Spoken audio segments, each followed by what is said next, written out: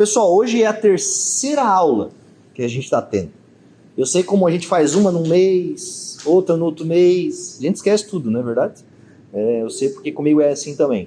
Então eu quero só fazer um resuminho bem breve do que a gente viu até agora, né? E aí a gente vai entrar propriamente no tempo de hoje. A gente está falando sobre eclesiologia, né? A eclesiologia é a área da teologia que estuda a igreja. E é interessante porque o estudo da igreja, se a gente olha em comparação com outras áreas da teologia, ela não se aprofundou tanto. Por exemplo, do século XX para frente, nós temos vários livros sobre igreja, muitos livros. Se a gente for hoje numa livraria, na Amazon, a gente vai ver centenas, dezenas de livros sobre igreja, sobre plantação de igreja, sobre crescimento de igreja, sobre organização de igreja, sobre governo de igreja. Mas até o século XX nós tínhamos poucas coisas, né? Você tem um debate muito grande, por exemplo, do século III, IV e V, acerca da cristologia, né, da pessoa de Cristo. Você vai ter os credos bem estabelecidos no Concílio de Nicéia, Concílio de Calcedônia. Mas, em suma, de igreja, de falar literalmente sobre igreja, você tem poucas coisas. Tem um livro clássico, né, da antiguidade, que é um livro de Agostinho, A Cidade de Deus, que ele fala sobre igreja, mas ele fala sobre outros assuntos também.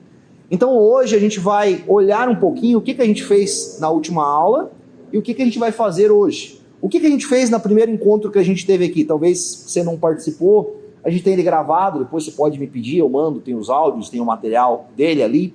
Então na primeira aula, o que a gente fez? A gente fez uma introdução para a gente entender, em certa medida, os problemas, as dificuldades de entender o que é igreja, e a gente olhou para figuras bíblicas que falam sobre igreja. O que a Bíblia, por exemplo, traz como retratos de igreja. Então, esses que estão aqui coloridos, foi o que a gente já falou. Então eu vou passar por alguns aqui bem rápido para vocês entenderem. Então na primeira aula a gente fez uma introdução, que eu vou fazer uma parecida hoje também, e a gente conversou sobre algumas figuras bíblicas de igreja. Por exemplo, as Escrituras chamam a igreja de o povo de Deus. Povo de Deus. O locus divino, ou seja, é uma ideia de Deus estabelecendo dentro de todos os povos um povo específico, que perpassa desde o Antigo Testamento até o Novo Testamento. E o que Deus faz com esse povo? Deus salva, Deus sustenta, Deus guarda, Deus providencia, e Deus, por meio desse povo, expande o seu reino. Então, uma das figuras de igreja que nós falamos. O corpo de Cristo, uma das figuras muito mais conhecidas no Novo Testamento, Paulo vai falar isso em 1 Coríntios, de forma muito, muito profunda, onde que o corpo ele é a extensão do ministério de Jesus na terra. Ou seja, Jesus inicia o seu processo de plantação do reino de Deus, de trazer conhecido ainda mais o Pai e a salvação, e o corpo de Cristo é também esse locus, essa atividade do próprio Cristo na terra, em especial através da igreja. O templo do Espírito Santo. O Espírito Santo de Deus trabalha em todas as esferas da sociedade. Deus age, Deus levanta reis, destrona, Deus salva, Deus restringe o mal, Deus realiza ações na sociedade. Como é que Deus faz isso? Deus faz através do seu Espírito. Mas há um aperfeiçoamento da ação do Espírito na igreja, onde Deus derrama do seu poder, da sua autoridade, dos dons, da capacitação, onde Deus de alguma forma revela sobre a igreja uma ação através do Espírito Santo que não é vista no restante da sociedade. A igreja então é como um templo, é como a habitação do Senhor, aonde o Senhor, por meio dela, derrama aquilo que a gente vai chamar dos meios de graça. Então eu estou só fazendo um resumo aqui, tá? Para quem não teve, para a gente linkar.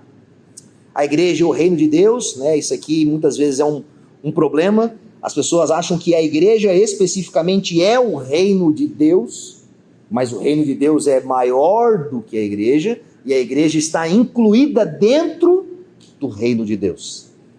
O reino de Deus é eterno, existe antes de todas as coisas. E a igreja está como parte da vontade de Deus dentro do reino de Deus.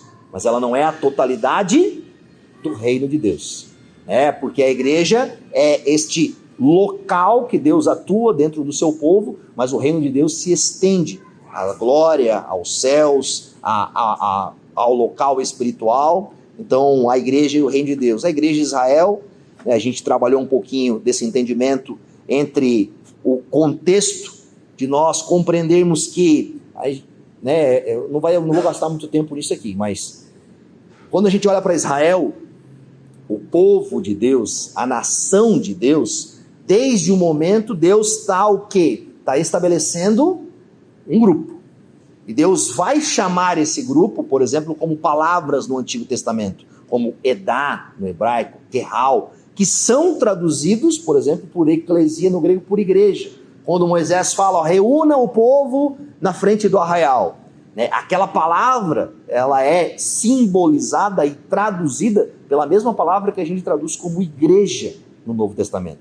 Quando você olha Hebreus vai dizer o quê? A igreja dos primogênitos que se reunia. Então, quando a gente tem uma percepção de que Israel não é algo distinto, é um povo que Deus levantou e a igreja faz parte desse grupo que é macro. Então, quando nós pensamos, a gente não pode fazer uma divisão tão abrupta como as pessoas fazem. Há um só povo. E lembra sobre salvação? Há um só Salvador entre Deus e o homem, Jesus Cristo. Há um só mediador. O povo de Israel, bem como nós na nova aliança, nós somos salvos pela mesma pessoa, por Cristo. Eles eram salvos na expectativa do Messias que viria, então eles colocavam a expectativa nisso. Lembra Abraão? Abraão creu em Deus e isso lhe foi acreditado como justiça. No que Abraão creu? Creu que Deus justifica o ímpio. Creu na promessa que Deus enviaria alguém. E o Antigo Testamento vai fazendo o quê? Vai progredindo, vai ampliando essa visão de entendimento da promessa. Como é que o Novo Testamento começa? Com genealogia. Por quê? Porque eles estão olhando e estão dizendo, Deus cumpriu suas promessas. Aquilo que era prometido, o descendente da serpente, lembra? Quando Deus promete a Adão e Eva que enviaria o descendente da serpente, não, o descendente da mulher. O descendente da mulher que pisaria a cabeça da serpente. Então, quando a gente olha para a salvação, há uma só salvação, então há um só povo. Obviamente que a gente tem um ponto factual da igreja, que é o Pentecostes, que é o derramar, que a gente olha ali como um início, mas a gente tem que entender que Deus tem um povo ao longo da história. E eles se juntam, eles são um só povo. Conversamos também um pouquinho sobre as raízes da igreja, Isso vai de encontro com o que a gente falou agora, A gente pensa, quando é que surgiu a igreja? Se a gente observar que a finalidade principal da igreja é adorar ao Senhor e exaltar o seu nome, se a gente olhar qual que são, a gente vai falar sobre isso, propósitos da igreja, propósito macro da igreja, para cima, para Deus, adoração do Senhor. Então, quando que se iniciou um processo de pessoas adorarem o Senhor? Desde a criação. Desde a criação. Adão e Eva foram chamados para adorar o Senhor.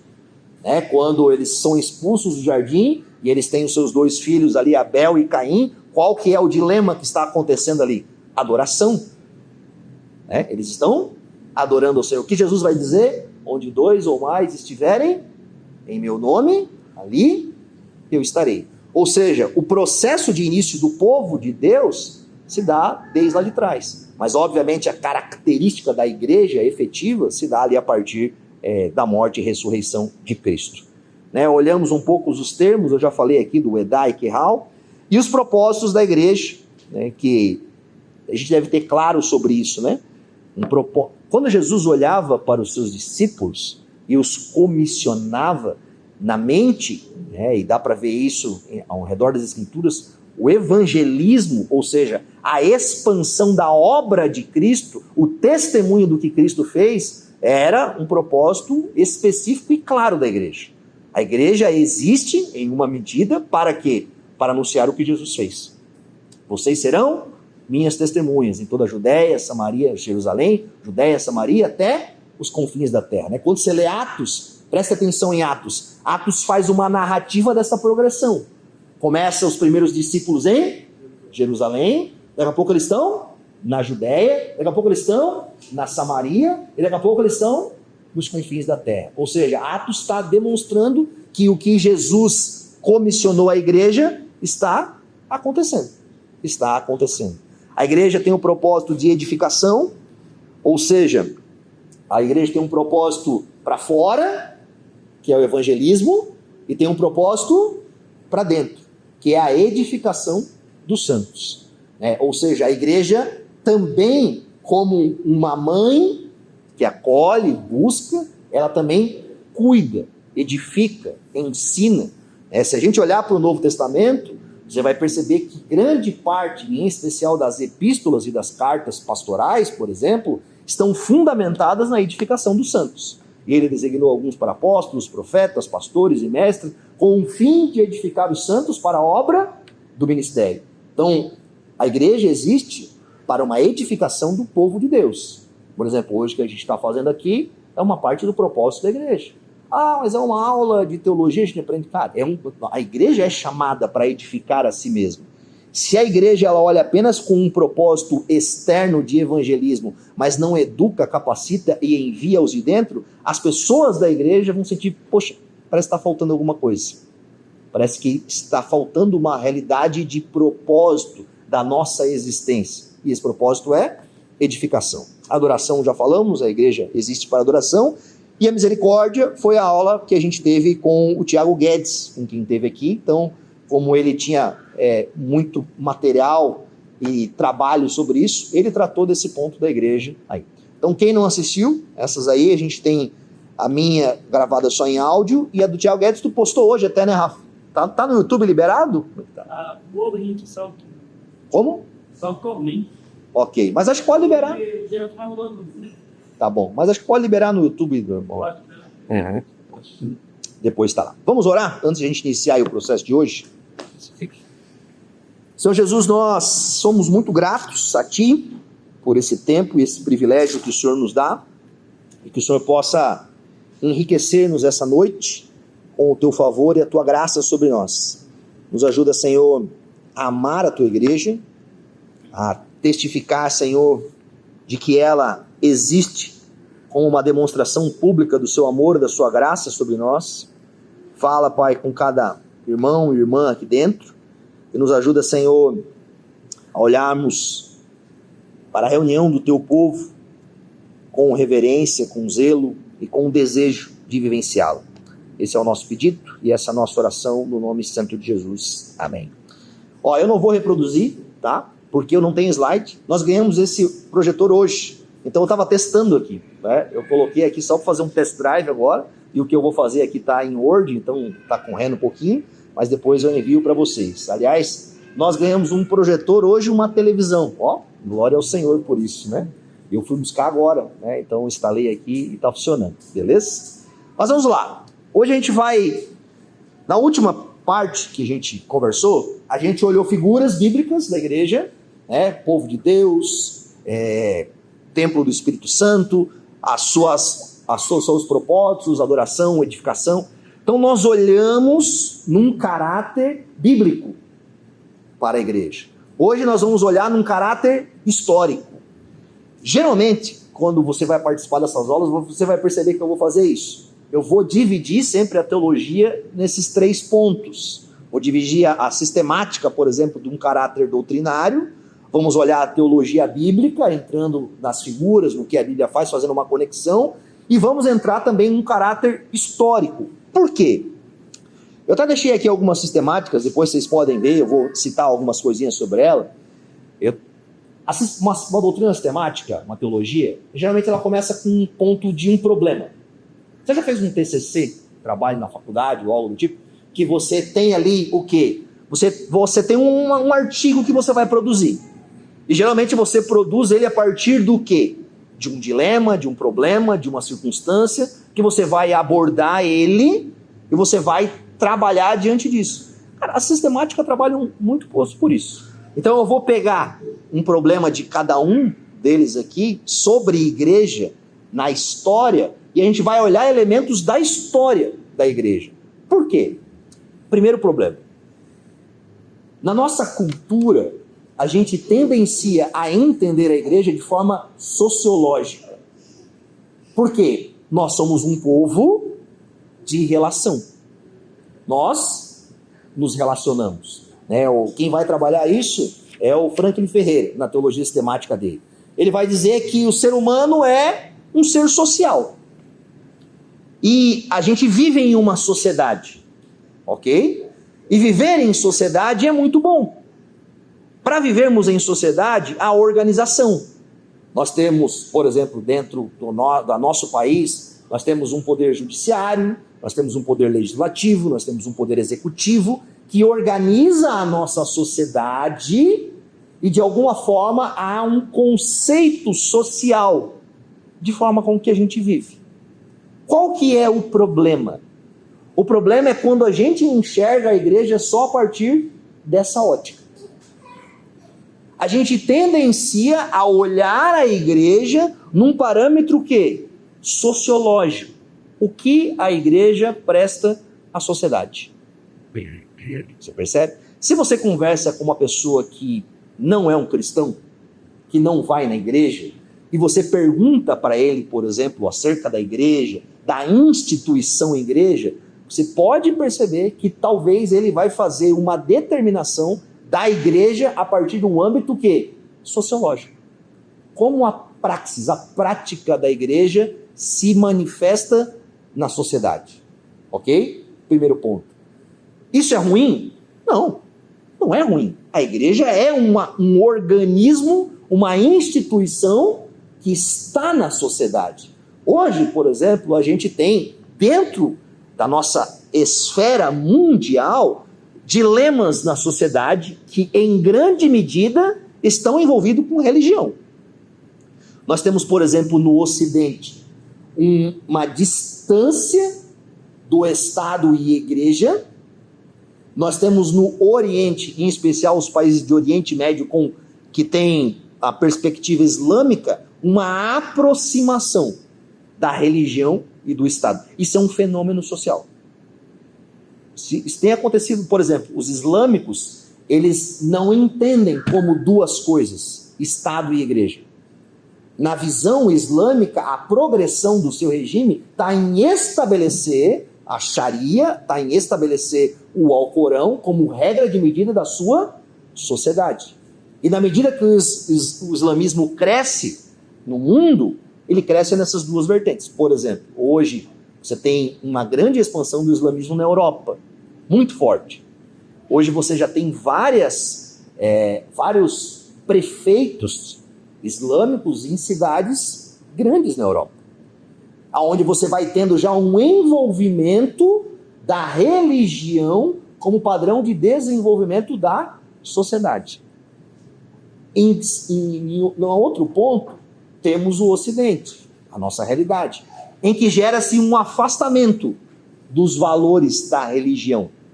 A gente recebe de forma secular uma cosmovisão pagã que quer sempre colocar o quê? A ótica cristã ou valores judaico-cristãos para fora da sociedade. O problema é que não tem como fazer isso. Por quê? Porque a religião, ela está no âmago do nosso ser. Nós somos seres litúrgicos. Nós adoramos. Nós colocamos o nosso coração, a nossa esperança, as nossas expectativas sobre algo. Por exemplo, quando você olha por uma ideologia, por vezes marxista de esquerda, essa ideologia é muito similar a uma religião. Você tem um pensamento de salvação, de prole, de conquista, de algumas coisas, que gera no povo, nas pessoas que seguem, por exemplo, isso, um mesmo princípio religioso que por vezes gera em um outro grupo. Isso é o quê? Sociológico, ok? Mas a igreja não é só um meio social. A igreja, ela é uma instituição, o quê? Divina. Divina e humana. A igreja não deve ser concebida primordialmente como um fenômeno social. Se nós olharmos para ela só dessa forma e determinarmos a sua essência com base meramente nessas suas atividades visíveis, o que acontece conosco? Nós perdemos de vista talvez o mais importante que é a igreja. Que ela é, além de um fenômeno social, além de uma instituição humana, uma instituição divina, que é regida pelas Escrituras e tem por propósito estabelecer a vontade de Deus na terra. Então, hoje, há sim um apelo extremamente forte na igreja com um ponto de vista meramente social. Teologia da libertação, outros meios de que as pessoas enxergam a igreja apenas a partir desse parâmetro. Mas nós não podemos enxergar apenas a partir desse parâmetro. Se a definição da igreja está estabelecida apenas em elementos sociais da nossa história, e ela é dependente da cultura contemporânea em que ela vive, o que nos liga com a igreja do primeiro século? O que mantém a igreja perseverante e triunfante ao longo de 2000 anos, se ela vai se mutar a partir dos fenômenos sociais da sua era? Você percebe? A gente precisa ter um cuidado diante disso. Por quê? Obviamente nós estamos num período social, nós estamos numa cultura, nós estamos vivendo uma contemporaneidade de algo, e isso faz parte. O último ponto que eu vou falar hoje vai ser sobre isso, sobre como estabelecer essa adaptabilidade ao período em que vivemos. Mas se a gente enxergar a igreja somente a partir desse problema, cara, a gente pode transformar a igreja em algo que ela não é. Se nós pegássemos, agora eu vou fazer uma brincadeira aqui, uma ilustração maluca. Se nós pegássemos talvez 2, 3 cristãos lá do século II e III e colocássemos ele, por exemplo, em alguns lugares de igreja do nosso tempo, como que eles reagiriam? Eu não estou dizendo que a gente vai replicar o segundo e terceiro século, você entende? Não estou falando sobre isso. Até as pessoas falam, a gente precisa viver a igreja de Atos. Mas qual a igreja de Atos? A igreja de Corinto, que você tinha ali problemas gravíssimos dentro da igreja, você entende?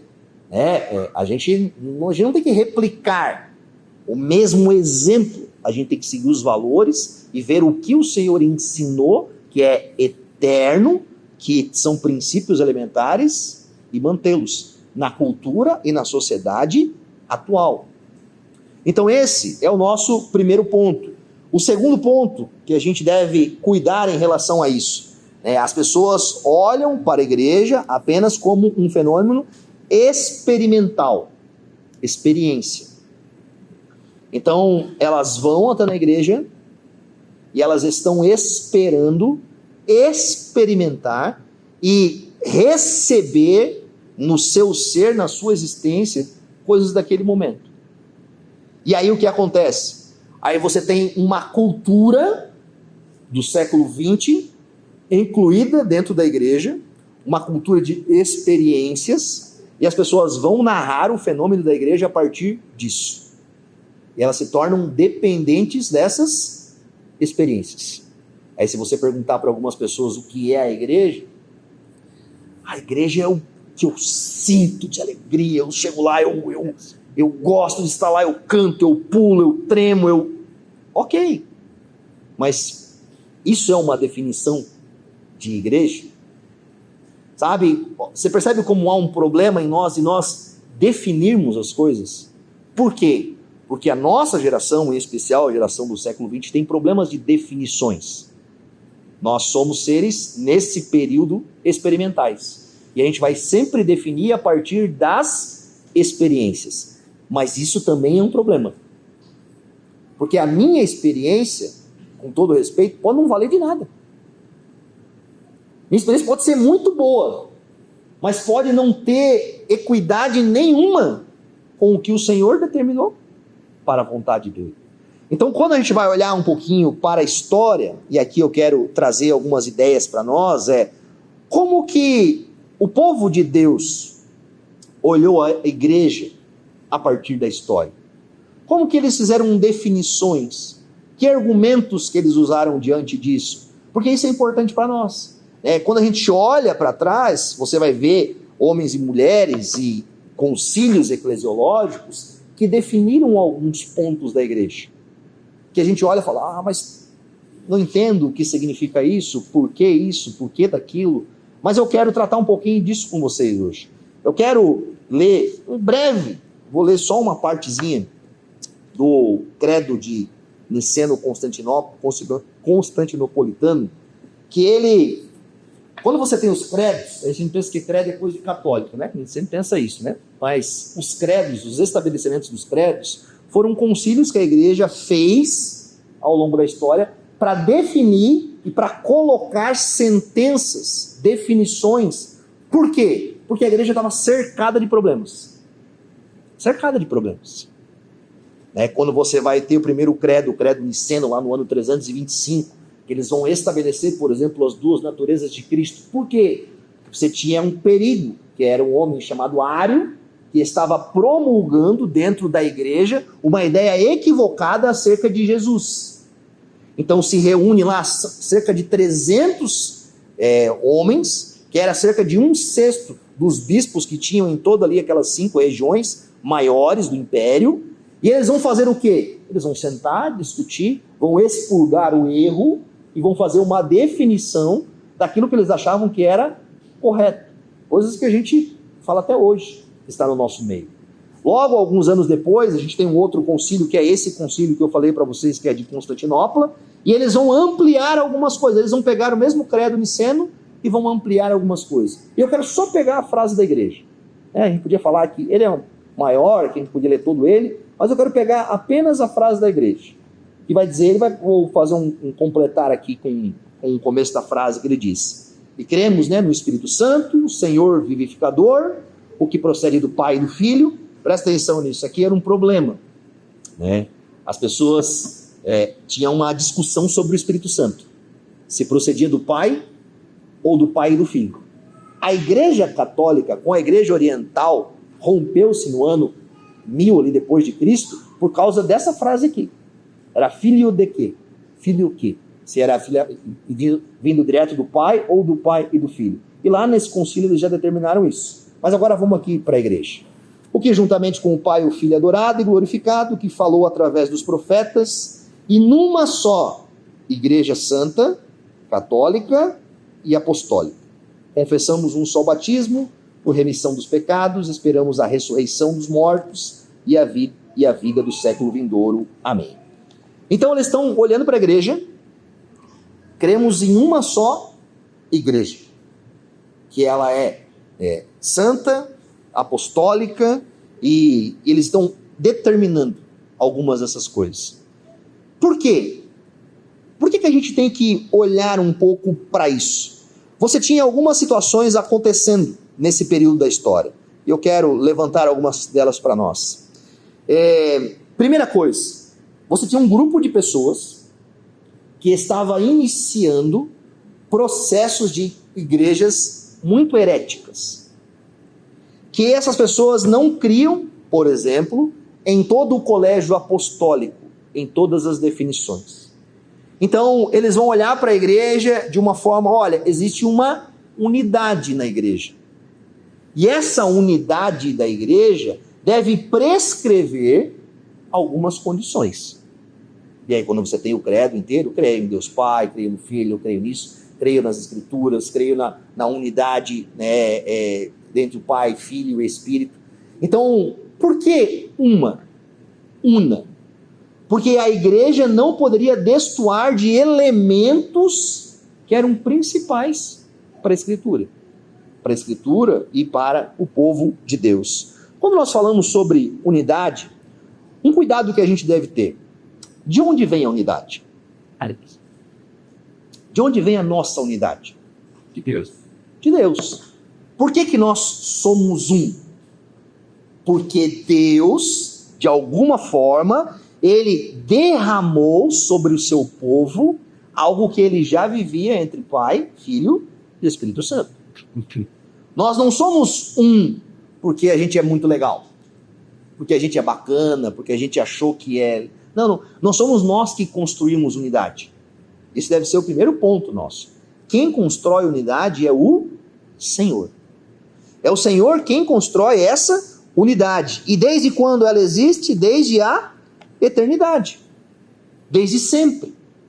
O Pai, o Filho e o Espírito são uma só pessoa, têm o mesmo propósito de amor, né? Quem já lembra lá da pericorese, né? Que é a dança da Trindade, né? Já falamos sobre isso há algum tempo atrás. Isso é o quê? Isso é o nosso exemplo. Amém? Como igreja, nós devemos desejar ter unidade como é encontrada em Deus. E essa é a oração de Jesus em João 17. Pai, eu peço que faça, que eles sejam um, assim como nós somos um. Esse é o desejo de Jesus, essa é a oração de Jesus. Jesus está orando, pedindo ao Pai para que haja entre nós uma unidade que existe nele. Então, primeira coisa que a gente deve entender, nós não criamos a unidade. Mas nós somos agraciados com a unidade. E por meio da nossa unidade, Deus é conhecido, para que o mundo creia que o Senhor me enviaste. Ou seja, nós devemos preservar certa unidade. Nós devemos vivenciar no nosso ser uma certa unidade que reflita a graça de Deus. Agora a pergunta que a gente deve nos fazer, poxa, mas quando a gente olha para esse monte de denominações, para tantas rachas que existiu na igreja e tantas... Será que a oração de Jesus falhou? Essa é a nossa pergunta. Aí agora outra pergunta. Em alguma vez Jesus orou algo e não aconteceu? Em alguma vez Jesus fez alguma oração durante o seu ministério terreno? De curar determinada pessoa, orou ao Pai quando foi curar Lázaro e chegou lá e Lázaro não ressuscitou? De forma nenhuma. Toda a oração de Jesus foi o quê? Foi respondida. Então o fenômeno que a gente vê de uma multiplicidade de igrejas, de denominação, não necessariamente é uma quebra da unidade.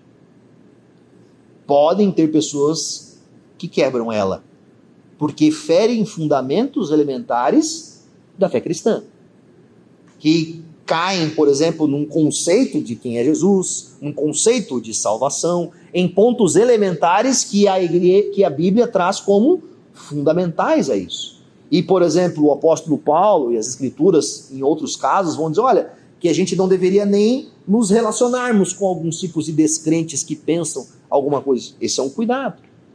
A Bíblia vai falar de algumas dessas coisas. Por quê? Porque algumas dessas pessoas não têm essa unidade. Eu já falei sobre isso, talvez você vai lembrar, mas às vezes a gente conversa com alguém que é de uma outra denominação, que é de uma outra igreja, mas ama o Senhor, a gente conversa sobre Jesus, a gente está no nosso trabalho, a gente encontra uma pessoa na rua, a gente fala ali, a pessoa é cristã, e há um senso comum entre nós. O C.S. Lewis trata isso como um fio invisível, que vai nos ligando. Ou seja, existe uma unidade que é além da nossa visão, que é indiferente do que somos ou da nossa igreja. E isso é algo belo. Isso é algo que nos ajuda. Mas os primeiros pais da fé estavam olhando lá para trás diante de um problema. Existiam pessoas que não eram unidas nesse sentido. E aí eles vão trabalhar, por exemplo, alguns pontos. A igreja é una, é santa. Por que santa? Porque a igreja tem um comissionamento. Para quê? A palavra santidade, quando a gente olha para ela, a palavra santidade tem a ver com o quê? Com separado. Quando a gente olha a palavra igreja, eclesia, chamados para fora. Somos separados para quê? Para de alguma forma, como o povo de Deus, com uma qualidade especial, assim como Israel era, para apresentar o Senhor através de um caráter, através de mandamentos, através de uma ideia. Então, para aqueles homens, eles estavam dizendo, olha, a igreja é una, tem uma unidade específica, e a igreja é santa. A igreja deve apresentar, dentro das suas virtudes, um aspecto de santidade como uma instituição separada pelo Senhor para uma missão sagrada. Para uma missão sagrada. Somos separados, consagrados, somos geração eleita, sacerdócio real, nação santa, povo exclusivo de Deus para proclamar as grandezas daquele que os chamou das trevas para a sua maravilhosa luz. O que é importante a gente notar um pouco nisso? Que dentro desse aspecto de santidade, de separação, de consagração ao Senhor, a gente olha e fala, poxa, mas a igreja é falha. Não é verdade?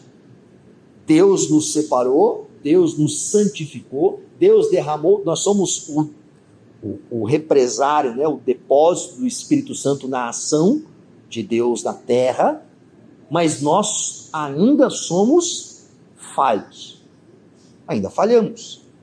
Então a gente tem uma dualidade, tipo assim, poxa, somos chamados para ser santos, mas não somos santos. Mas quando olhamos para nós, vou dar o meu exemplo como pastor, poxa, às vezes eu olho para as minhas condições, para minhas dificuldades, para a minha falta de tempo, para a minha desorganização em algumas áreas, eu falo, Senhor, eu não tenho capacidade de conduzir o povo aonde o Senhor quer que esse povo vá. Tenho humildade para reconhecer essa circunstância. E é normal isso. E aí eu lembro do quê? Do próprio Cristo, que santifica a igreja, mas que habita e edifica ela. Eu edificarei a minha igreja e as portas do Hades não poderão detê-las. Ou seja, nós somos um povo santo, separado para uma missão, temos que ser distinto. A nossa mentalidade é uma mentalidade diferente do mundo. Enquanto o mundo pensa em algo, a igreja deve pensar em outra coisa. A igreja pensa em outra coisa. Lembra os propósitos que a gente falou atrás? Edificação, evangelismo, ação social. A igreja, ela olha, ela tem uma cosmovisão, uma forma de enxergar o mundo diferente dos outros elementos sociais. E é a única forma de enxergar o mundo assim. Um exemplo. Quando nós falamos um pouquinho sobre cosmovisão, a igreja é o único elemento de instituição na sociedade que nos traz esperança concreta e genuína diante da morte. Eu, como pastor, tenho a dificuldade de, por vezes, realizar enterros. É um momento extremamente delicado, ruim, difícil. Mas aí é onde a gente bota lado a lado uma visão de mundo, uma cosmovisão de mundo de outros elementos pagãos e a igreja. O meio secular, ateísta, ou outros meios, eles não conseguem responder a essa questão. Não de forma adequada. Não trazendo esperança. Não revitalizando isso. Mas um povo separado com uma missão, ele consegue. Difícil, mas consegue. Consegue consolar na hora da dor. Consegue demonstrar que mesmo a partir de um mundo caído, promíscuo, cheio de problemas sociais, existe esperança nisso. Por quê? Porque nós temos uma mentalidade separada para uma missão, e Deus edifica e nos qualifica para isso. Ele está junto conosco e Ele não falhará. As portas do Hades não segurarão.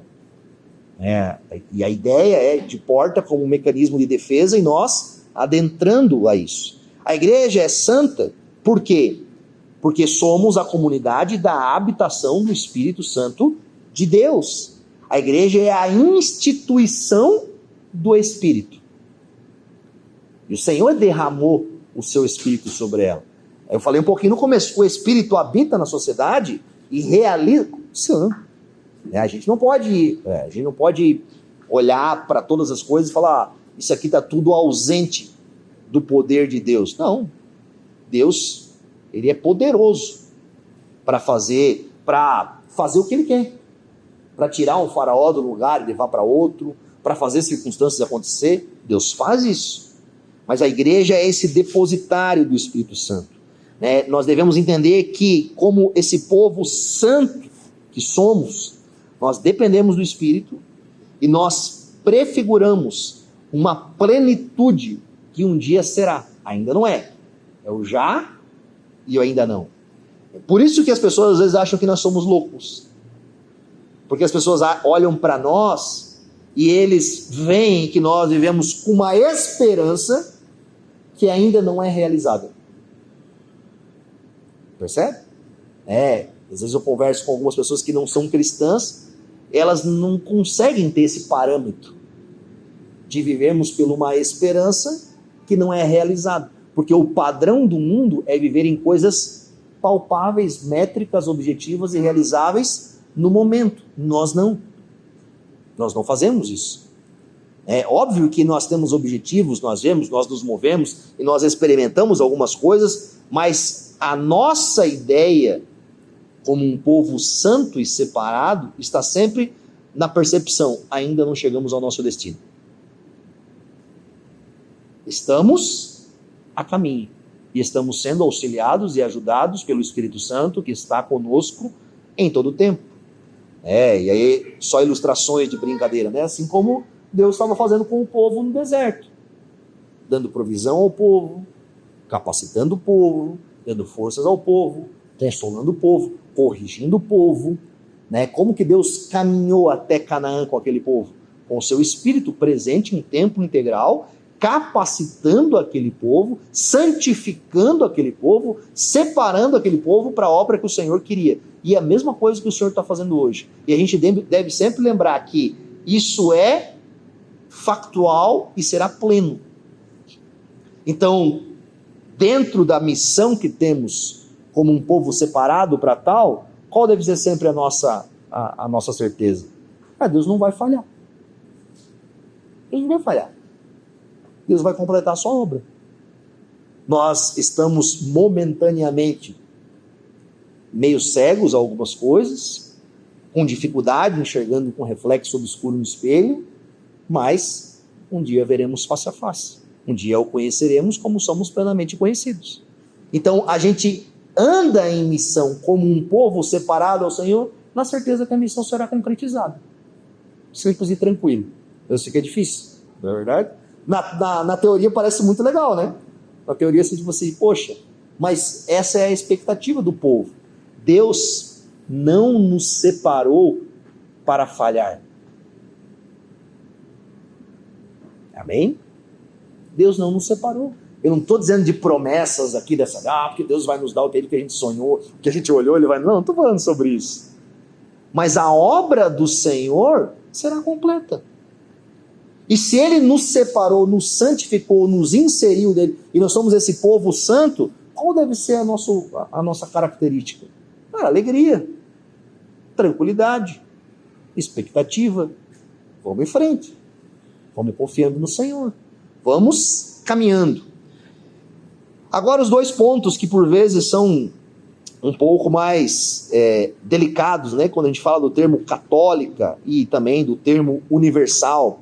A primeira coisa que a gente deve entender é o quê? Quando a gente olha para o termo católica, que significa universal, e também esse termo que a gente vai falar um pouquinho sobre apostólica, a catolicidade não tem a ver com a igreja católica, ok? Né? Tem a ver com uma igreja universal, e também não é a igreja de Macedo, beleza? Estou falando sobre essa igreja. Mas na perspectiva daquele povo de Deus lá no século IV e V, aliás, antes mesmo, Inácio de Antioquia já falava um pouco sobre isso, antes mesmo ali do concílio já se pensava nisso, que a igreja tem uma característica universal, que ela está expandindo por toda a terra. Existe uma igreja invisível, ok? Que nós não vemos, só o Senhor conhece aqueles que lhe pertencem. Lutero e Calvino vão utilizar esse termo da igreja invisível muito na Reforma Protestante. Muito, muito. Por quê? Porque na mentalidade, por que os católicos dizem que eles são a única igreja verdadeira? Porque na percepção da doutrina católica, a igreja verdadeira é a igreja que consegue remontar a sua árvore genealógica visível até Pedro. E por mais que isso seja um parâmetro praticamente obscuro, tudo indica que eles inventaram nomes lá no meio e conectaram pessoas que mal se sabem, mas eles olham num parâmetro apenas visível. Calvino escreve algo muito legal em um dos seus textos. Quando Calvino está tratando sobre isso, Calvino vai tocar nesse ponto e vai dizer, olha, assim como no período que Jesus foi crucificado, Caifás, que era um sacerdote corrupto e não cumpria, e não estava dentro da igreja visível, Calvino vai dizer que o Papa e os bispos também eram como Caifás. Que visivelmente eram algo, mas invisivelmente não eram nada.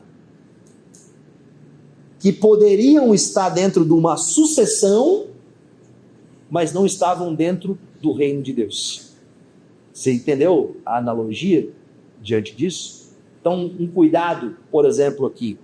A igreja ela é tanto visível, as pessoas que nós vemos e vivenciamos, mas a igreja também tem um padrão invisível. Quem começa a trabalhar isso é Agostinho. Lá no livro dele, A Cidade de Deus. Que ele vai trabalhar o quê? Só o Senhor verdadeiramente conhece aqueles que lhe pertencem. Porque o Senhor realiza uma obra no coração da pessoa. E dentro da igreja visível, a que nós aqui nos relacionamos, vemos, empolgamos, existem pessoas que não são cristãs. Não é verdade? Sim, vou ser muito claro como pastor. Às vezes eu converso com algumas pessoas e falo assim, cara, ele não é crente. Não pode ser crente.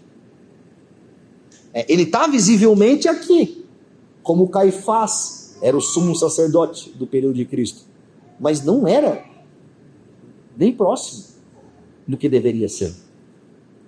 Então nós como igreja, nós devemos sempre caminhar para o equilíbrio. Por exemplo, quando nós estabelecemos um processo de membresia, quando nós fazemos aulas, conversamos, entrevistamos, qual que é o nosso desejo? É que a igreja visível seja o mais parecido com a igreja invisível. Não.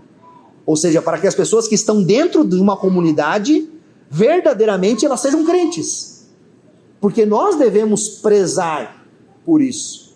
Nós devemos ter um cuidado. Mas no fim, só o Senhor conhece aqueles que lhe pertencem.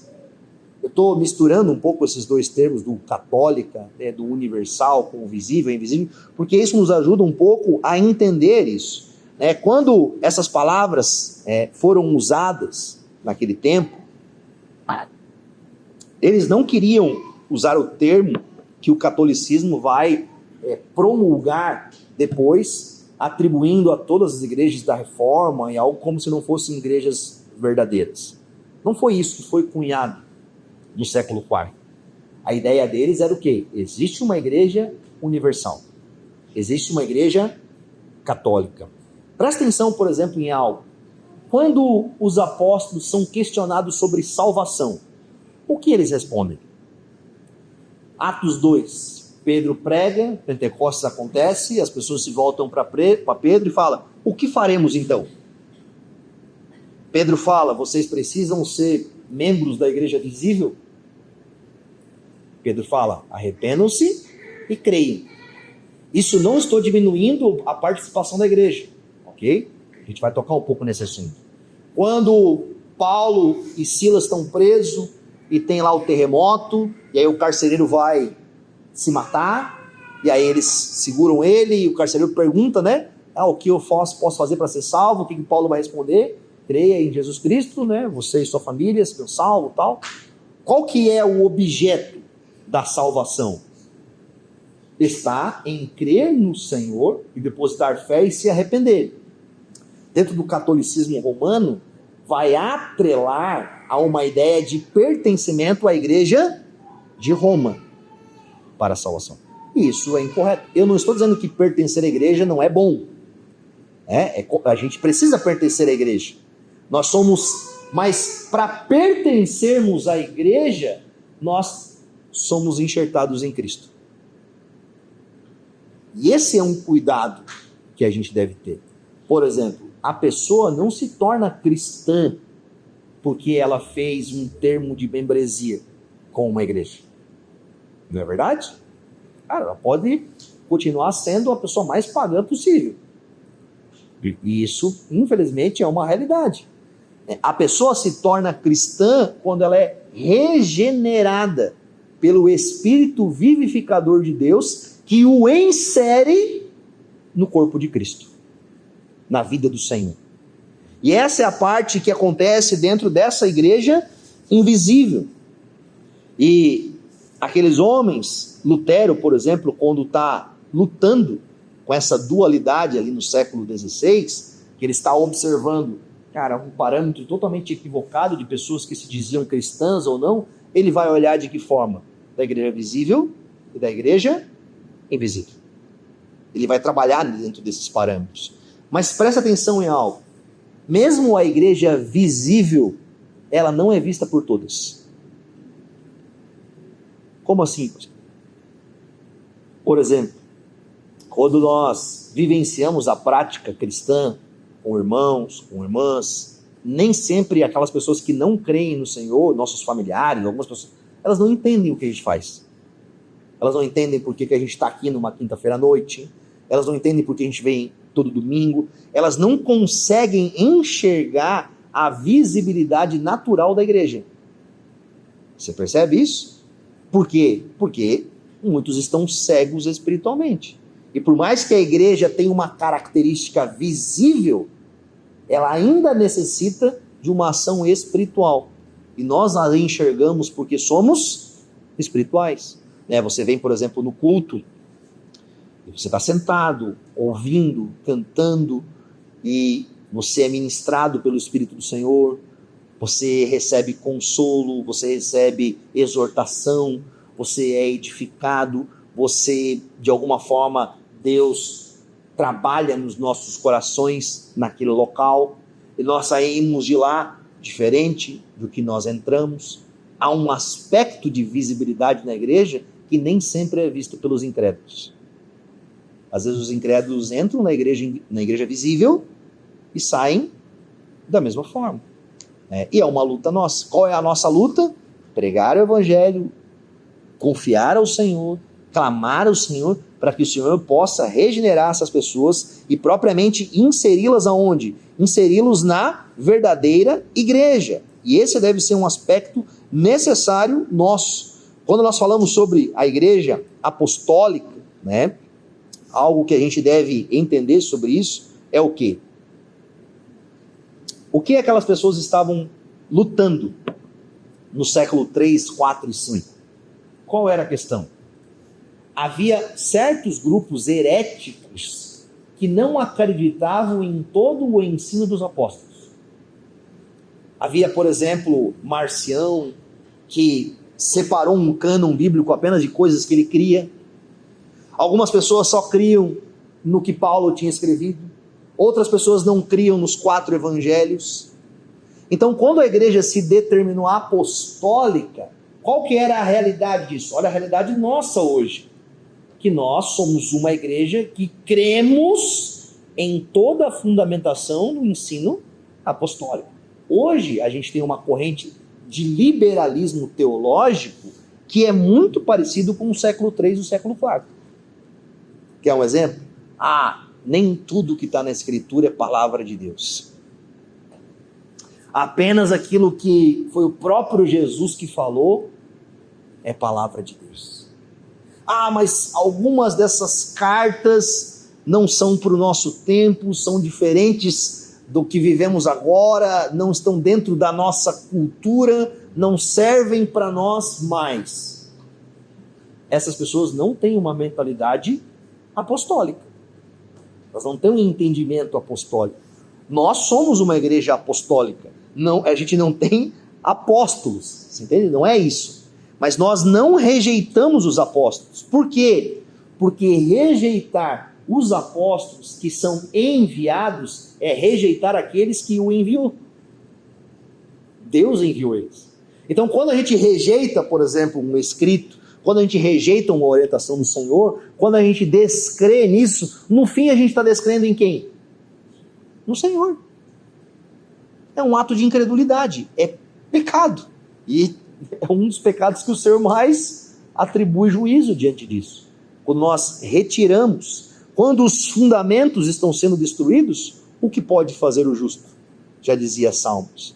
Quando uma pessoa afirma que a igreja tem autoridade, mas rejeita a Bíblia, rejeita as orientações, rejeita a disciplina, rejeita isso, ela está rejeitando o próprio Senhor. Então, quando nós olhamos para esses 4 termos, né, que a igreja cunhou, ela é uma, é una, unidade. Existe uma unidade entre nós, ok? Existe uma unidade, existe um padrão de fé, uma só fé, um só batismo, um só Senhor, um só Deus e Pai. Ou seja, existem elementos unitários e, cara, nós cremos aqui na Igreja Reformada que irmãos na Assembleia de Deus creem da mesma forma, que irmãos na Lagoinha creem da mesma forma. Existem elementos de unidade da fé cristã que são essenciais à fé cristã e que Jesus não errou na sua oração e somos unidos por meio disso. Beleza? Somos uma igreja santa, una, santa, por quê? Somos separados para uma missão. Temos função do Senhor. Somos chamados à santificação, a sermos santos porque o Senhor é santo.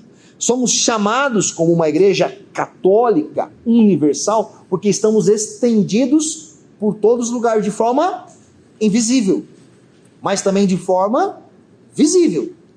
Estamos nisso. Somos isso. Somos uma igreja apostólica hoje ainda, por quê? Porque estamos sobre o fundamento dos apóstolos e não podemos nos colocar sobre outro fundamento. A Bíblia está falando sobre isso claramente para nós. Então, como definir igreja? Você percebe? Vamos lá. Além de padrões sociais, além de padrões experimentais, além apenas de percepções, culturas e contemporâneas, a igreja, ao longo dos séculos, nos ajuda a definir os padrões que ela mesma enxerga na Escritura como parte da igreja. Então, quando às vezes você ouviu o pastor falando, ou uma pessoa falando, nós somos una, católica, apostólica, só não somos romano, beleza? Talvez algum de vocês até possa ser, né? Não sei, pode ter aí uma genealogia lá que veio da Itália, mas essas são marcas nossas, beleza? Vamos fazer um intervalinho aí para nós tomar um café, depois a gente retorna um pouco, para vocês dar uma esticada aí. Quando a gente pensa em igreja, né, na última aula eu falei um pouco sobre isso, mas rapidinho, às vezes as pessoas ouvem a palavra igreja, o que vem na mente? Uma estrutura, uma denominação, né, um prédio, uma placa, um santo, algo do tipo. A gente sempre pensa em algumas coisas que são materiais, às vezes palpáveis diante disso. Mas quando a gente olha para as figuras ilustrativas da igreja no Novo Testamento, isso praticamente não aparece, não é verdade? A gente chama isso de uma descontinuidade em relação ao Antigo Testamento. No Antigo Testamento você tinha elementos e figuras visíveis lá, o templo, o tabernáculo, a arca, o local, algumas coisas em que prefigurava o bom lugar aonde o povo buscava o Senhor, né? Na morte e ressurreição de Cristo, você vai ter uma descontinuidade desses elementos e agora esse local do povo de Deus está no encontro das pessoas, ok? É uma igreja local e uma igreja, por exemplo, global. Quero pegar esses dois pontos assim. Uma igreja local, o que ela pode ser? Um ajuntamento de poucas pessoas. Quando você pega Romanos 16, depois você pode ler lá na sua casa, Romanos 16. O apóstolo Paulo está fazendo uma saudação para um grande grupo de pessoas. A igreja que se reúne na casa do Adalto, a igreja que se reúne na casa de tal fulano. Com isso eu não estou dizendo hoje que qualquer tipo de reunião numa casa é uma igreja. A gente vai explicar depois. Mas na mentalidade apostólica, pequenas reuniões era uma igreja. Paulo chamava a igreja da cidade de Corinto, ou seja, Paulo olhava para uma cidade como uma igreja, a igreja que está em Éfeso, a igreja que está em Filipos, você vai ver Paulo falando isso, e a Escritura também vai olhar para a igreja de uma forma global, ou seja, para a igreja que está reunida em todos os lugares. Por que eu estou falando um pouco disso? Porque a gente deve ter um cuidado, em dois âmbitos. Há dois extremos. Há um extremo de pessoas que falam, um grande ajuntamento não é uma igreja, e lá já deixou de ser uma igreja, é uma igreja. Nós vamos ver quais são os elementos que devem compor uma igreja depois disso. Mas se aqueles elementos são encontrados lá, a pregação fiel ao evangelho, o exercício correto dos sacramentos, a disciplina, é uma igreja. Se isso é encontrado em um pequeno grupo de pessoas que vivenciam de forma correta, clara, a pregação fiel ao evangelho, o exercício dos sacramentos, a disciplina, é uma igreja. Então, a palavra igreja, ela está associada a pequenas coisas, a pequenos grupos, a um grande grupo e a todo o termo global diante da igreja.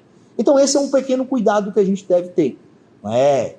Eu estou acompanhando um irmão que está iniciando um processo de plantação de igreja, alguns aqui conhecem, que era o Davi, que morava aqui, agora está lá no Espírito Santo, e a gente tem definido, tem passado alguns pontos, tem um grupo de pessoas que se reúnem, então eu vou orientando ele, alguns passos sobre a questão da igreja. Hoje a gente conversa sobre algumas coisas, para ele ir também ir fomentando dentro da realidade das pessoas que estão lá, o que é uma igreja. E esse é um ponto que a gente deve ter muito claro na nossa mente. E aí, quando a gente pensa nisso, a gente deve pensar o quê? Quais são essas marcas? Dentro da reforma protestante, os reformadores tinham um dilema.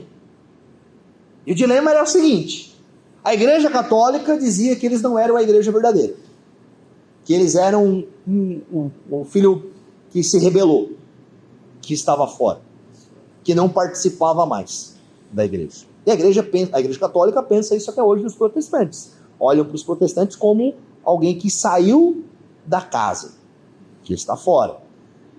Os reformadores, então, vão estabelecer elementos que eram marcas da igreja verdadeira. E a gente pode tratar depois de uma igreja mais pura ou menos pura. Mas marcas que são fundamentais dentro de uma igreja verdadeira. A primeira delas, e Calvino vai bater muito na tecla disso, Lutero também, e depois a gente vai ver os puritanos, era o quê? A pregação do evangelho fiel às escrituras, e muitos vão atribuir dentro disso até a pregação expositiva, ou seja, uma sequencialidade de exposição dos textos ao povo de Deus, mas em especial a pregação do evangelho, bíblica, coesa, que é o ponto central da reforma. Se a gente olhar, a gente pensar assim, cara, qual é, de forma, dentro da eclesiologia, o ponto central da reforma? A pregação. A pregação. O púlpito se tornou central. O ponto principal do culto era a pregação. E a reforma foi exponencial e realizou o que pôde realizar por meio da pregação. Por meio de homens que foram fiéis ao Senhor e expunham categoricamente, quando eu gosto muito de ilustrar o exemplo de Calvino, porque Calvino em Genebra, ele pregava 4, 5 vezes por semana, sempre expositivamente. Calvino, um dos únicos comentários que Calvino não escreveu foi de Apocalipse. Ele não pregou Apocalipse. Ele, de certa medida, ele dizia que não estava preparado para pegar Apocalipse. Mas ele pregou praticamente todo o restante da Escritura, sequencialmente. E ele pregava terça, quinta, domingo, 2 vezes. Ele começava num versículo 1, ia num versículo, ele ia. Ele pregou praticamente a Bíblia inteira em Genebra, durante o período em que ele foi pastor lá. ao ponto de um outro reformador ir visitar Genebra e fazer uma brincadeira, dizer que lá era maquete do reino dos céus. De tamanho o impacto que teve naquela sociedade a pregação da Escritura, completa, em todos os textos, sem ficar pulando coisas, né? E um cuidado que a gente deve ter é o quê? Eu, como pastor, por exemplo, sou chamado a ensinar o povo em todo o conselho de Deus. Em todo o conselho de Deus. E se eu fugir de uma pregação expositiva, sequencial e alternando Antigo, Novo Testamento, como é que eu vou ensinar todo o conselho de Deus ao povo? Você percebe? Existem conselhos do Senhor que a igreja só vai conhecer mergulhando na Escritura, aprendendo a Escritura, né? E às vezes a gente até tem que tomar um cuidado nos parâmetros do quê? De a gente querer definir o que a gente deve falar à igreja ou não. Por exemplo, eu tenho muita vontade de pregar mais livros do Antigo Testamento, né? Talvez um dia Deus me dê a oportunidade de pregar Levíticos dentro da igreja. Fala, Levítico, pastor, você está maluco? Números. Vai ter muita coisa lá. Vai ter muita. Né? A gente está pregando Ruth agora. Como tem sido bom para a igreja. Eu lembro quando a gente pregou Naum, não sei quem estava, ninguém nem sabia quem era Naum. Não é verdade? Naum. E a gente pregou Naum inteiro. E como foi bom para a igreja. Como a igreja foi edificada através daquilo. Então a gente deve olhar, por exemplo, como uma marca da igreja de Cristo, ela ser doutrinada essencialmente pela palavra do Senhor. E a pregação do Evangelho, ela é parte disso. Os reformadores, por exemplo, olharam para a Igreja Católica e disseram que a Igreja Católica não era a Igreja verdadeira, porque eles não pregavam a justificação pela fé e o Evangelho. Então imagina a queda de braço, não dizendo, você é a Igreja verdadeira, eu sou a Igreja verdadeira. Mas qual que era o parâmetro deles? Poxa, se uma igreja não anuncia verdadeiramente o Evangelho do nosso Senhor Jesus Cristo e não o expõe como uma obra de redenção progressiva de Gênesis a Apocalipse, cara, ela perde as características de ser uma igreja verdadeira. Eu não estou dizendo para vocês, falando isso com muito amor e cuidado, eu não estou dizendo que uma igreja que só prega temática, de forma temática, não é uma igreja verdadeira. Você pega um caso de Charles Spurgeon, que era um grande expositor temático.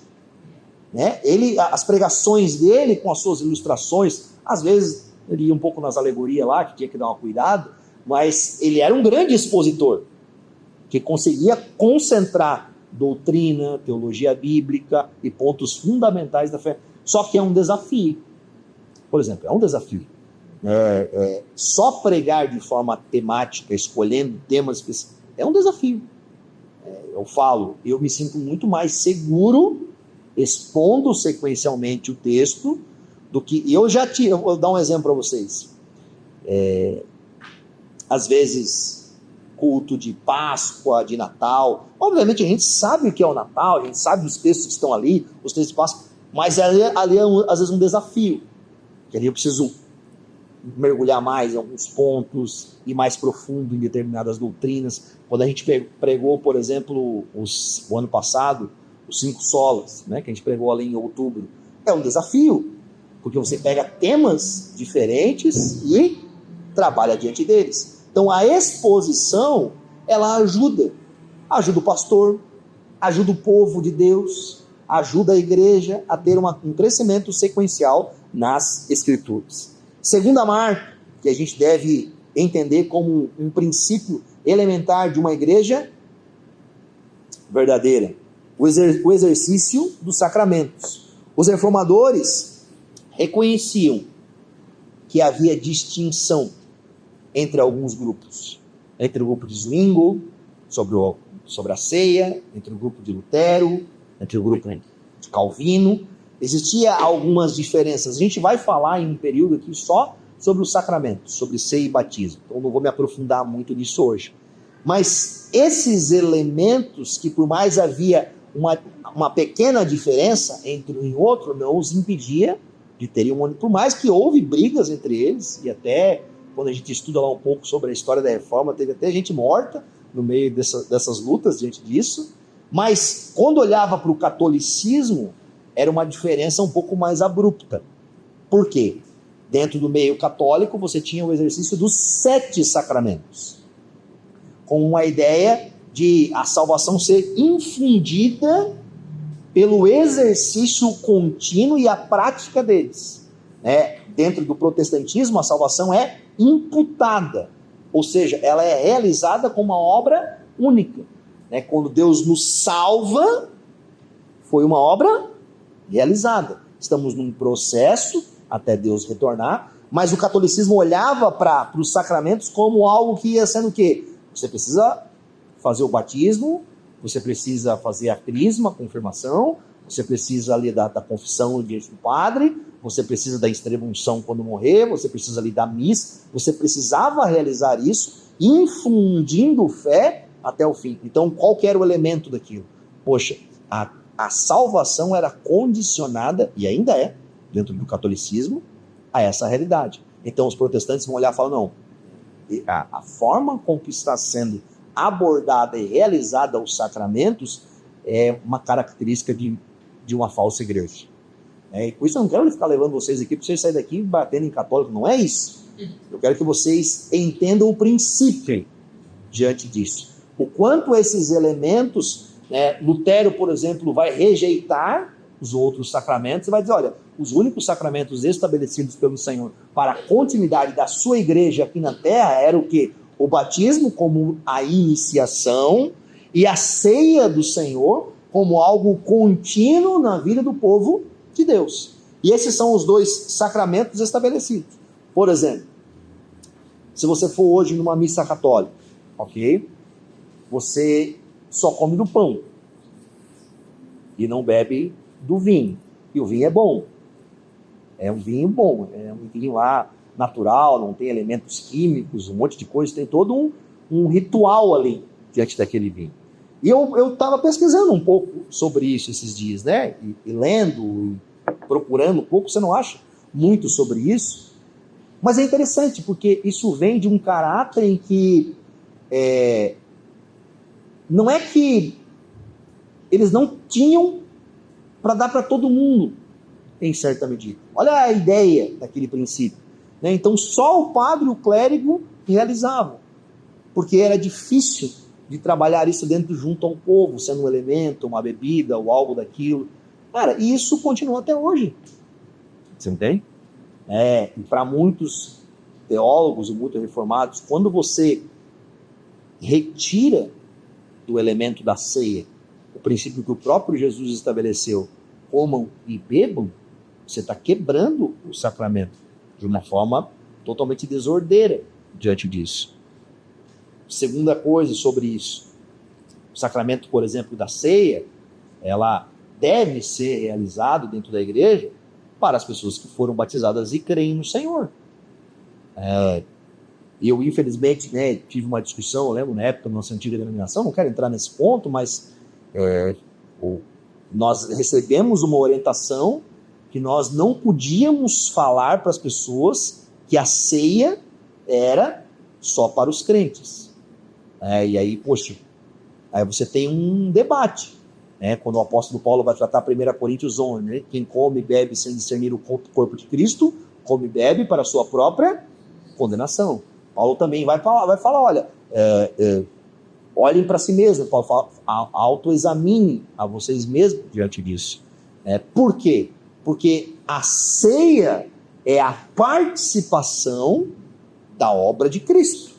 Eu estou comendo e bebendo e participando do princípio de fé do que o Senhor fez por mim. Mas se eu não creio nisso, se eu não tenho o Senhor como meu Deus e tudo mais, não faz sentido. Você percebe? Não faz sentido. Da demissão toda da Eva, Sim. ele é cerebro. O Jonathan Edwards foi um pastor reformado, puritano, e tinha algumas pessoas lá, eram uns filhos de umas pessoas que bebiam, que não eram crentes, e o Jonathan Edwards proibiu os caras de tomar ceia. E a igreja expulsou ele, porque aquelas pessoas eram muito influentes dentro disso. Mas ele peitou. Ele falou, a gente tem até uma história, lá no século III ou IV, um dos imperadores romanos, eu não lembro agora qual que era o bispo, não sei se era Atanásio, que recusou de dar a ceia também para o imperador, porque ele era pagão.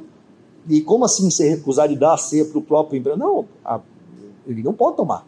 Ele não é crente ao diante disso. Mas como que a gente exerce isso dentro da igreja? Primeira coisa, vocês vão perceber que muitas vezes quando eu estou ministrando a ceia, eu oriento isso um pouco o Isaac, o Diego, porque a gente tem que lembrar que a pessoa deve fazer esse autoexame. A gente deve lembrar ela. Olha, a gente vai agora participar da ceia do Senhor, esse momento é o momento para aquelas pessoas que creem no Senhor, que depositam fé nelas, você fique à vontade, se você estiver aqui, a gente vai estar distribuindo os elementos e tal. Esse constrangimento não é ruim, entende? Porque a ceia é um momento também onde a gente anuncia a morte de Cristo. É um meio de graça que pode constranger as pessoas a crerem no Senhor e depender do Senhor. Então a gente não tem que ter vergonha de constranger as pessoas quando elas não creem. Entende? Às vezes a gente fica assim, então, não. A gente deve ser muito claro diante disso. Com respeito, com harmonia, né? Mas a pessoa vai se constranger se eu falar para ela que ela não... O constrangimento é parte do processo da conversão. Eu me constranjo diante dos meus pecados. Eu percebo que eu preciso de algo e que em mim mesmo eu não consigo. E eu dependo do Senhor. Você entende? Então, eliminar o constrangimento dos pagãos é eliminar uma pregação coesa do Evangelho. E esse é um cuidado que a gente deve ter. Quando a gente não fala do pecado, quando a gente não fala do castigo, quando a gente não fala sobre isso, cara, a gente está mantendo as pessoas no inferno. Ele está mantendo as pessoas no erro. Então a gente precisa anunciar para elas a verdade, para que elas se constranjam, para que o Espírito Santo convença elas, para que elas sejam levadas ao arrependimento e creiam. Então os sacramentos são um elemento essencial. A gente tem a luta, né, teológica entre o batismo infantil e o credo-batismo, o batismo de adultos, e a gente vai um dia tratar com mais profundidade diante disso, mas presta atenção um pouco em algo. Uma das grandes situações do pedo-batismo e do credo-batismo tinha a ver com o quê? Quem está na aliança, quem é parte do povo de Deus. Quando você vai para uma mentalidade pedo-batista que batiza a criança, eles vão olhar para a aliança como um âmago de um processo de continuidade, quase como se fosse a circuncisão. Os batistas, os congregacionais, os irmãos hoje, grande parte, os pentecostais, a maioria, né? Pentecostais, neopentecostais, você não vai ter praticamente ninguém que batiza criança, vai compreender a aliança como um resultado da regeneração, que aí a pessoa entrou na aliança com o Senhor. Você entende? Que é um pouco da nossa característica como igreja. Nós queremos que a aliança, ela inicia-se a partir da obra de regeneração do Senhor, da fé. E aí, então, ele é batizado por estar na aliança. Esse sentido. Então, quando a gente pensa em batizar criança, batizar adulto, pouca água, menos água, não é um pouco dessa realidade. Aliás, dentro do nosso estatuto, por exemplo, se eu não me engano, está lá.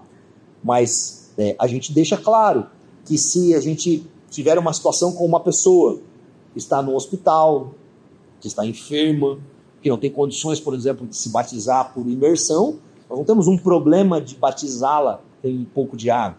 Aliás, com esse copinho aqui eu consigo batizar todo mundo aqui dentro dessa pequena sala, brincadeira.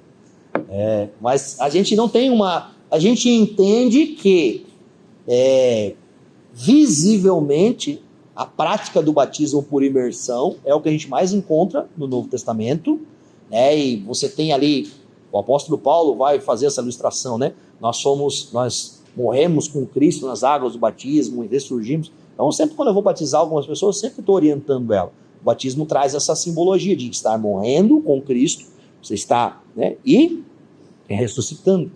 Então as águas do batismo nos ajudam a identificar essa realidade. Mas, enfim, a água está lá ainda, não tem nada de especial lá naquela água. Talvez até tenha os mosquitos da dengue, alguma coisa assim, mas eu sempre jogo uns produtinhos lá, depois para... Pastor, por que não tirou água? Não, vamos lavar a igreja sábado, vamos usar aquela água lá, entendeu? Ou seja, o exercício dos sacramentos é extremamente essencial. Mas presta atenção em algo. O que acontece, por exemplo, na Reforma Protestante? Acontece duas situações.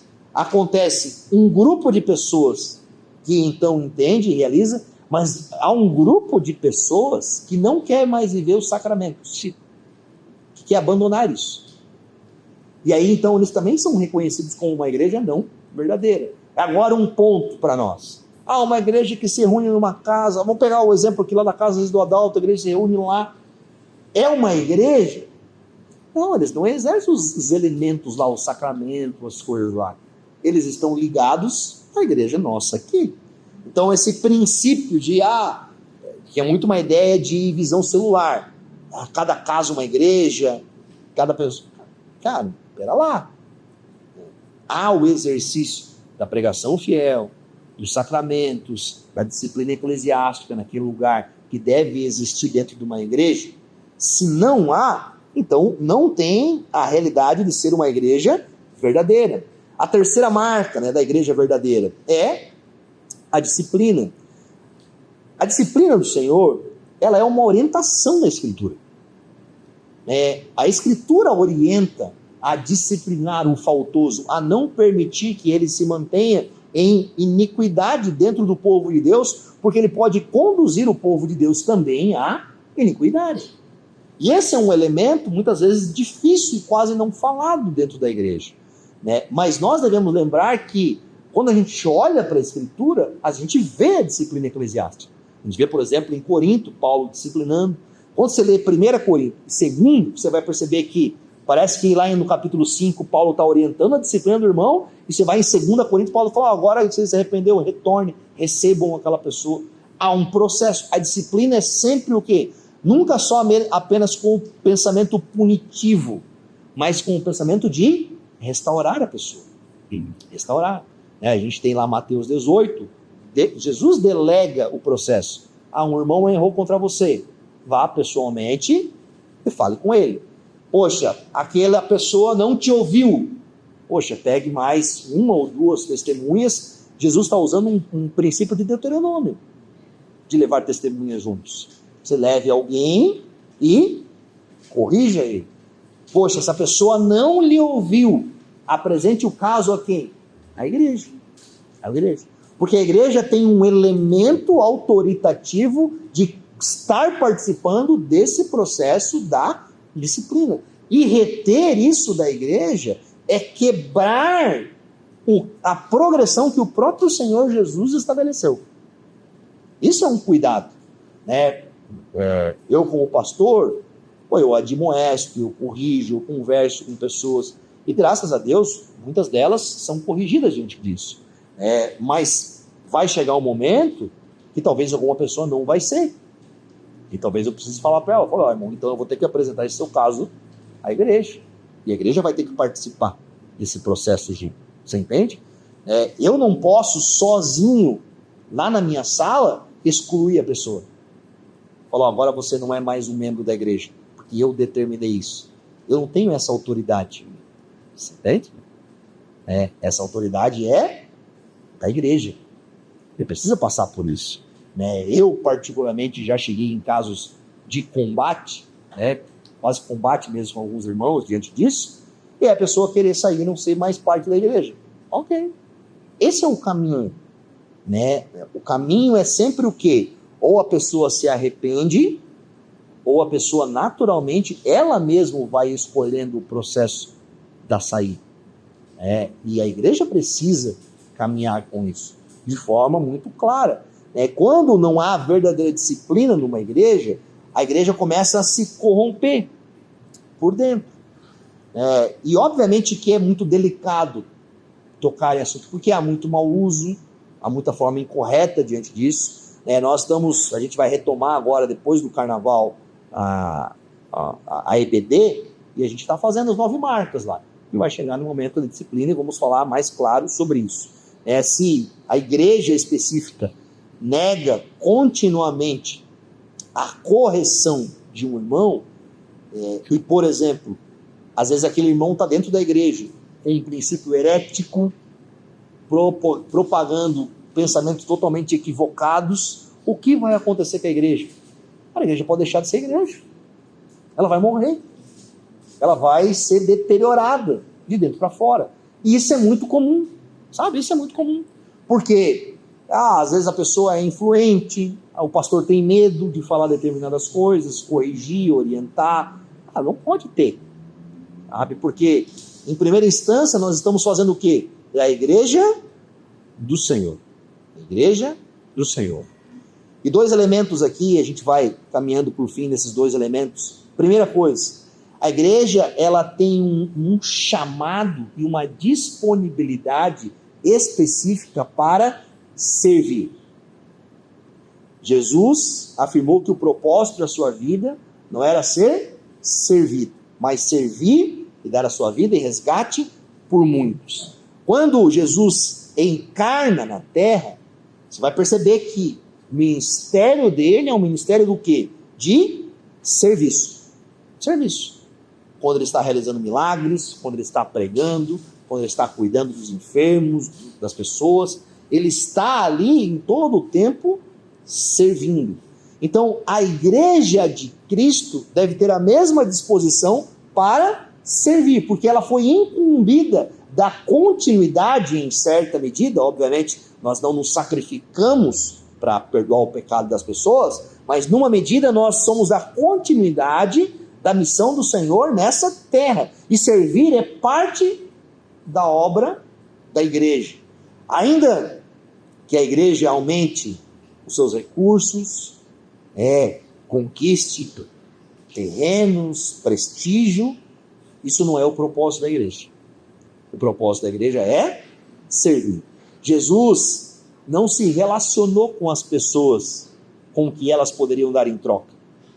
Se Jesus se relacionasse assim, ele nunca se relacionaria com a mulher samaritana, nunca se relacionaria com Zaqueu, ele nunca se relacionaria com pessoas que eram vistas de forma totalmente impuras naquele povo. A disposição para servir significa que a igreja não deve tentar controlar a sociedade para os seus próprios propósitos. Essa semana, por exemplo, a gente teve lá uma votação na Câmara da bancada evangélica. Eu não sei se algum de vocês acompanhou diante disso lá, uma disputa, por exemplo, entre 2 deputados. Eu vou falar a minha percepção, como pastor, quando vejo isso. Eu vejo lá eles brigando por poder para tentar se estabelecer na sociedade para os seus próprios propósitos. Infelizmente, a nossa representatividade evangélica no Congresso, na Câmara, ela não tem uma mentalidade de disposição para servir. É sempre um puxadinho político. É sempre uma ideia do que, não, nós precisamos ter aqui uma bancada forte, não só porque eles querem os valores, a ética e a moralidade cristã, mas existem elementos ali que, ao invés de serem usados para serviço da sociedade, o bem comum do povo, utiliza-se para poder e restrição de cada um. E esse é um grande problema social nosso. Nos próximos 10 anos, os evangélicos serão maioria no Brasil. Hoje, por exemplo, você já tem uma luta dos partidos de esquerda para tentarem alcançar o povo evangélico, já há um trabalho forte nisso, com figuras, com, cantores e outras coisas. Você já vai ver hoje uma televisão como a Globo, por exemplo. Esses dias eu abri, ela estava passando um filme de crente, de milagre, uma novela, óbvio que é sempre feio, mas há um trabalho, um exercício, porque sociologicamente já se percebe que nosso país naturalmente vai tendenciar a um meio mais evangélico. Entende? Mas a pergunta é, esse meio evangélico está em uma disposição de servir? Olha para a sociedade nesse parâmetro, sabe? Essa relação entre igreja e Estado, ela é muito confusa ainda, né? Deveria ser uma relação de lembrar que são esferas distintas, mas que a igreja tem um papel de quê? A igreja tem um papel de corrigir o Estado, admoestar, ensiná-lo em certas medidas, e o Estado tem um papel de cumprir as leis com uma espada, corrigindo, colocando leis e tudo mais. Então a gente tem um elemento muito aqui que fere muitas vezes esse princípio. A igreja utiliza-se do Estado muitas vezes para o aparato próprio, né? Eu já recebi o ano passado, na época da eleição, ligação, políticos, o que a gente pode ajudar aí, o que a gente pode fazer com vocês aqui, tal. Isso é um problema, você percebe? Né? Então a gente deve entender que essa disposição para servir que a igreja tem, não é para sua própria fama, não é para sua própria honra, não é para a glória do seu próprio nome, ela não deve atentar e usar as forças políticas para o bem espiritual. Vou dar um spoiler do culto dessa semana, bem rapidamente. Capítulo 4 de Ruth. Nós temos lá Boaz, que vai fazer o quê? Ruth pediu Boaz em casamento, e Boaz vai atrás daquele homem que era o primeiro na fila para assumir, resgatar. Ok. Boaz vai lá, espera aquele homem no portão da cidade. O portão da cidade era tipo a nossa, quando vê uma cidade interior, a pracinha, o coreto, todo mundo passava, lá era o lugar de negócios e algo do tipo, né? Então aparece aquele homem lá, o spoiler da pregação, final de semana, não conta para ninguém, beleza? Olha a dualidade das duas coisas. A Bíblia não fala o nome daquele homem. Quando o Boaz fala que Noemi estava ali para entregar o seu campo, para vender o seu campo, qual é o pensamento daquele homem? Poxa, vou crescer, vou fazer meu nome famoso, vou expandir as minhas coisas, vou construir um legado ainda maior diante disso.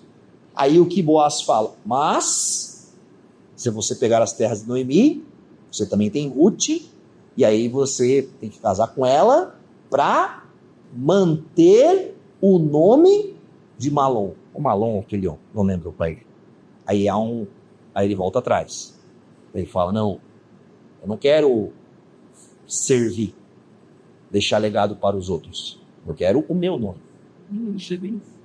Há uma característica ali, o quê? De alguém que, como Boaz, estava grato em fazer o nome de Noemi e do seu marido, Elimeleque, e dos outros. Não estava preocupado com ele. Havia uma disposição para servir. Em contraponto, aquele homem que queria se preocupar consigo mesmo e deixar um grande legado, o que o texto bíblico nos fala? Nós não sabemos nem o nome dele sumiu na história. Ou seja, aquele que tinha uma disposição para servir e entregou a sua vida e se deu a um sacrifício de fazer o nome dos outros conhecidos, nós o conhecemos até hoje. Mas aquele que queria ser conhecido e grande e deixar o seu grande legado, desapareceu nas páginas da história. Esse é um cuidado nosso. A nossa disposição para servir é para fazer o nome do Senhor conhecido, que ele cresça e a gente diminua. Então a igreja não pode inverter os seus papéis. Se a mentalidade dela é o que? Fazer um grande império e ela ser conhecida, o que ela está construindo?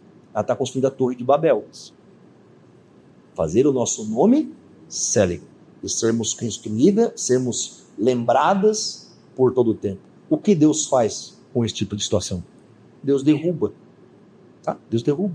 Porque somente o nome dele é reconhecido por todas as gerações. Amém? Ponto spoiler de texto, vocês não contam nada para ninguém, mas é um pouco disso. E o último ponto aqui, tá? Para a gente encerrar, o que a gente falou no começo? A gente falou que nós tínhamos que ter um cuidado para não colocar a igreja em um método mutável que ela se adaptasse totalmente à cultura, à sociologia, às esferas e ela se perdesse. Por que eu fui falando de alguns pontos para nós? Una, santa, católica, à disposição para servir, falamos das figuras, a igreja, o templo. Por que isso? Porque a gente precisa construir na nossa mente uma mentalidade do que é a escritura. Padrões, definições. Poxa, entendemos do que é a igreja. Você percebe? A igreja é isso aqui. A igreja é... Porque se em um momento nos apresentam algo que é discrepante e diferente do que as escrituras nos mostram e do que a boa história da igreja nos mostra, cara, a gente vai botar um pé atrás e falar, opa, acho que não é isso, ok? Mas em certa medida, a igreja também precisa ser versátil e flexível durante a história. Ela precisa compreender que hoje, por exemplo, no século XXI, talvez para a gente se reunir numa cidade como Belo Horizonte e outras coisas, nós vamos ter alguns aspectos que não são mais o mesmo do século I e II. Não estou falando aqui de doutrina, de fé, de algo disso. Estou falando de algumas coisas, de situações naturais do mundo. Por exemplo, hoje a gente usa meios de comunicação, a gente usa projeção, a gente usa algumas formas de linguagem que ajudam nós ao quê? A comunicar a mensagem. Nós devemos nos adaptar geograficamente, culturalmente. É uma das coisas que eu acho muito legal sobre missões, que é uma crítica e é um ponto específico. Muitas pessoas vão fazer missões extraculturais não se adaptando à cultura, mas querendo levar uma cultura, não só a cultura do reino de Deus, mas a sua cultura social para aquela realidade. É muito difícil fazer missões assim. Você vai para a África, você vai para o Oriente Médio, você vai ter que, em certa medida, observar padrões culturais, não abandonando o evangelho, a pregação e as coisas, e olhar desse parâmetro. Eu tenho um pastor amigo, alguns de vocês vão lembrar, uma vez ele foi lá na Onda, ele é pastor lá no Canadá, a igreja Knox Church, você procura lá no Instagram. Ele é um pastor brasileiro, no Canadá, mas a pregação é em inglês, é para os canadenses, é para aquele povo lá, é para alcançar aquele povo que está lá. Ele tem todo um trabalho, e é difícil diante disso, de se aculturar aquele povo. Às vezes uma crítica, tem muita gente que vai hoje plantar igreja nos Estados Unidos, mas planta uma igreja de brasileiro lá. Você não alcança os caras lá, os americanos lá. Você alcança os imigrantes brasileiros. É bom ter igreja lá, tem muito imigrante lá, faz parte diante disso. Mas existe uma adaptabilidade, uma versatilidade para alcançar as culturas que precisam do evangelho. E essa é uma coisa muito difícil. Vou falar como alguém que veio de fora de Minas Gerais. Obviamente que dentro do nosso Brasil é muito mais fácil de você entender um pouco aspectos culturais, mas eu percebi distinções culturais significativas, da onde eu vim, para onde eu estou, e o que eu preciso fazer? Eu preciso me ajustar, tomar um café, não é verdade? Vivenciar alguns elementos que anteriormente eu não vivenciava, porque são padrões culturais que devem me ajudar a isso. O próprio Senhor Jesus, em sua encarnação, ele se tornou carne e veio habitar entre nós. Ele adentrou uma cultura judaica, ele vivenciou isso, ele assumiu uma espécie humana, mas ele preservou os valores do reino de Deus. Ele era humano, mas divino. Ele não se amoldou ao padrão desse mundo, mas utilizou esse mundo. Nós não somos chamados para nos amoldar ao padrão desse mundo, mas não tem como nós pregarmos o evangelho se não participarmos, não estou dizendo do mundanismo, mas da cultura e da realidade em que estamos inseridos. Vou dar uma realidade da nossa igreja aqui para nós. A nossa igreja tem uma cultura simples. As pessoas vêm de chinelo, de camisa regata, de óculos, vem meio dormindo, se joga no chão. Se você trouxer, às vezes, um pastor reformado de uma outra cultura, que vive num outro ambiente, talvez ele tenha um pouco de dificuldade nisso. Você entende?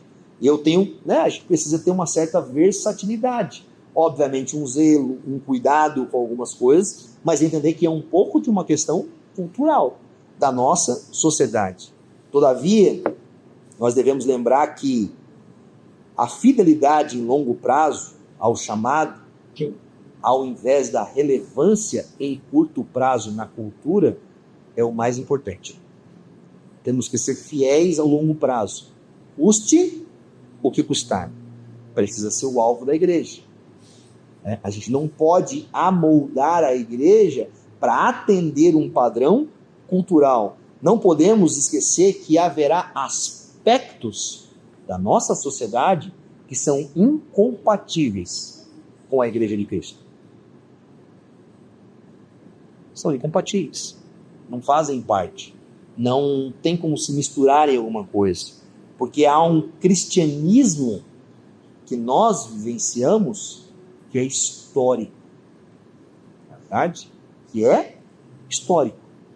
Que ele não está sujeito à cultura, seja ela grega, seja ela romana, seja ela do Oriente Médio, seja ela ocidental ou algum tipo. Não. O cristianismo, vou dar um exemplo, talvez essa palavra é acultural. Ele não está sujeito à cultura. E isso a gente deve ter um cuidado. Por quê? Porque se nós olharmos a igreja, e aqui para a gente finalizar, apenas no aspecto da cultura em que vivenciamos, de querer atender ao tempo agora, e querer pensar de forma moderna, de forma contemporânea, o que a gente pode fazer, e então a gente vai fazer uma igreja para os não cristãos, então a gente vai fazer um ambiente para atrair as pessoas que não são crentes, a gente vai mudar o culto para que não ofenda, para que não faça isso. O que a gente pode fazer com a igreja? Fazer ela deixar de ser igreja. Fazer ela deixar de ser igreja. Então, é um cuidado que a gente deve ter. Nós precisamos ser, sim, versáteis, precisamos respeitar, em certa medida, aspectos culturais, mas sempre entendendo que no fim, essa não é a nossa cultura. Que no fim, esse não é o nosso reino. Que no fim, esse não é o nosso lugar. Que nós somos uma embaixada, somos um povo de outro lugar, que está falando a pessoas deste lugar, para que eles conheçam esse outro lugar. E essa deve ser sempre uma lembrança nossa. Nós somos esse povo, seja numa cultura moderna, pós-moderna, pagã, secular ou qualquer outra. Por isso que a gente deve ter muito cuidado.